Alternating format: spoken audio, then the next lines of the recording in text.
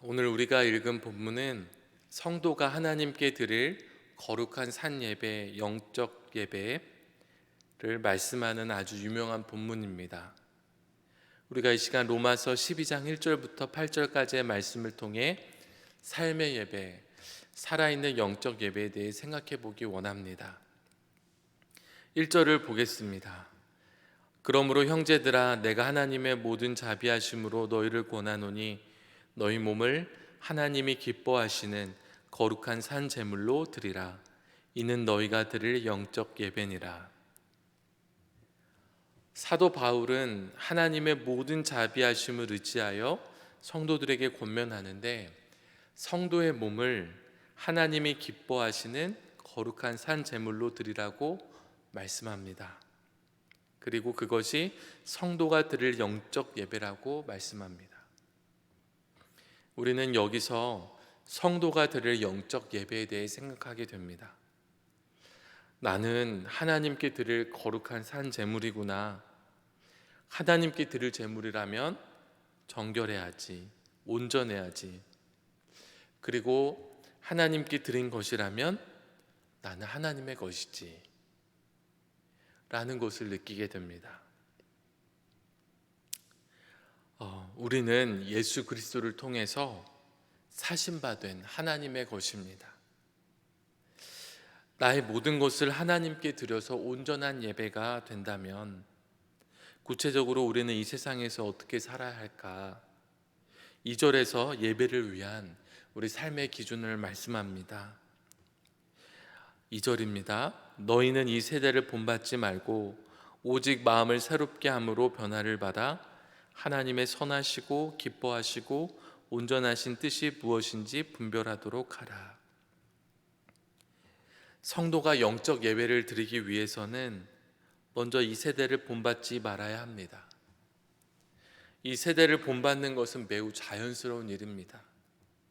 자연스럽다는 말은 굳이 노력이 없어도 가만히 있으면 저절로 되는 일이라는 것입니다. 아무리 성도라고 하더라도 세상 속에 있으면 마치 물살에 몸을 맡기면 물결을 따라 흘러가듯이 이 세대를 본받게 됩니다. 그래서 성도는 마치 물살을 거슬러 올라가는 연어처럼 세상의 물결에 저항하여 나아가야 합니다. 우리가 얼마나 남들 하는 것처럼 살고 있는지 모릅니다. 근데 남들 하는 것처럼 살지 않으려면 용기가 필요합니다. 그리고 영적으로 깨어 있어야 합니다. 우리가 이 세대를 본받지 않는 대신에 해야 할 일이 있습니다. 마음을 새롭게 함으로 변화를 받아 하나님의 기뻐하시고 선하신 뜻, 온전하신 뜻이 무엇인지 분별해야 합니다. 성도가 살아갈 기준은 이 세대가 아니라 하나님의 뜻이라고 2절에서 말씀하는 것입니다. 우리는 사람들이 어떻게 사는지를 바라볼 것이 아니라 하나님께서 우리에게 뭘 원하시는지를 분별하며 살아야 할 것입니다. 사실 성도는 모두 그렇게 살고 싶어 합니다.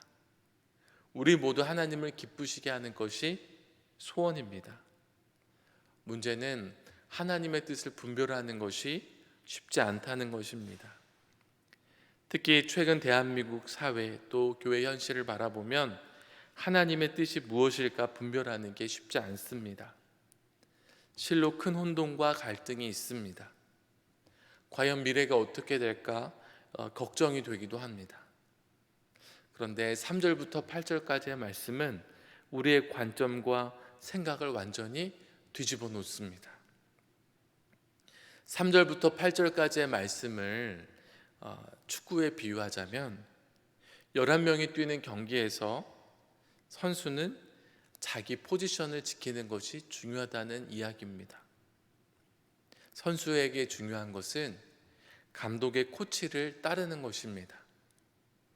공격수가 보기에 수비수가 약해 보여 불안할 수 있습니다. 그러나 그렇다고 공격수가 수비까지 할 수는 없습니다. 수비수가 보기에 공격수들의 실력이 골을 넣을까 의심이 되기도 합니다. 그렇다 그렇다고 수비수가 최전방까지 나아갈 수는 없습니다. 만약 자기 포지션을 벗어나 전후방을 왔다 갔다 한다면 상대에게 허점을 보일 뿐만 아니라 금세 지쳐서 경기를 할 수 없을 겁니다. 축구 선수들은요, 감독이 있다는 사실을 기억해야 합니다. 그리고 좋은 감독이라면 그를 믿어야 합니다. 전체적인 그림이 그려지지 않더라도 감독을 신뢰하고 자신의 영역에서 그 지시를 잘 따라가야 합니다. 그렇게 하면 승리하게 됩니다. 다시 성경으로 돌아와서 3절을 보겠습니다. 내게 주신 은혜로 말미암아 너희 각 사람에게 말하노니 마땅히 생각할 그 이상의 생각을 품지 말고 오직 하나님께서 각 사람에게 나누어 주신 믿음의 분량대로 지혜롭게 생각하라. 마땅히 생각할 그 이상의 생각을 품지 말라는 것은 어떤 말씀입니까? 참 해석하기가 어렵습니다. 그러나 제가 생각해 볼 때는 성도가 하나님을 위해 살지만 그렇다고 혼자서 하나님의 나라를 완성하는 것은 아니라는 것입니다. 성도는 지체로서 감독이 아니기 때문에 전체적인 그림이 어떻게 그려져 가는지 알 수 없습니다. 대신에 성도는 감독 되신 하나님이 있다는 것을 기억하고 그를 신뢰할 수 있습니다. 그리고 성도는 하나님께서 나누어 주신 믿음의 분량대로 지혜롭게 생각하면 됩니다. 4절에서 8절을 보겠습니다. 우리가 한 몸에 많은 지체를 가졌으나 모든 지체가 같은 기능을 가진 것이 아니니 이와 같이 우리 많은 사람이 그리스도 안에서 한 몸이 되어 서로 지체가 되었느니라.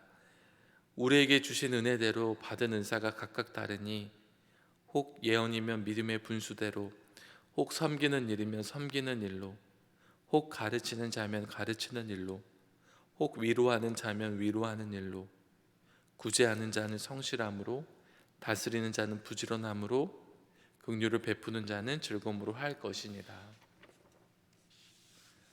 교회는 그리스도의 몸입니다. 그리고 각 성도는 몸의 각 지체로서 다양한 사역과 역할을 감당합니다.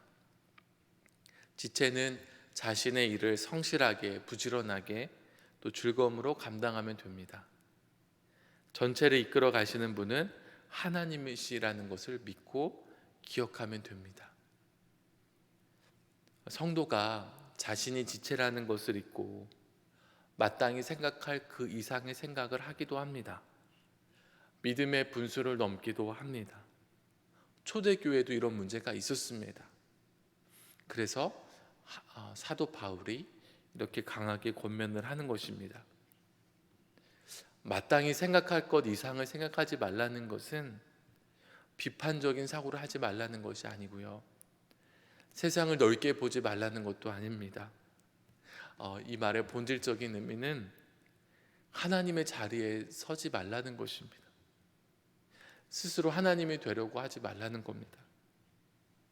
왜 성도가 나서서 하나님 걱정을 합니까?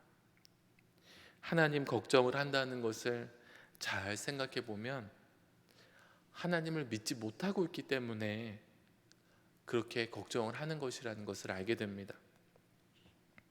하나님은 광대한 능력으로 이스라엘 백성을 이집트로부터 구원해내신 분이십니다. 그뿐만 아니라 하나님은 온 세상 창조주십니다. 온 우주 만물을 만드시고 다스리시는 분이십니다. 그 하나님이 저와 여러분의 아버지가 되십니다. 무심하고 무능한 아버지가 아니고 전능한 데다가 사랑이 많으시기까지 한 아버지십니다. 그 하나님께서 저와 여러분을 부르셨습니다. 그리스도의 몸으로 부르셨고 역할과 사명까지 주셨습니다. 하나님의 동역자가 되는 감당할 수 없는 영광의 자리를 허락하셨습니다. 우리가 현실을 바라보면 어떻게 전체적인 그림이 그려질까 싶습니다.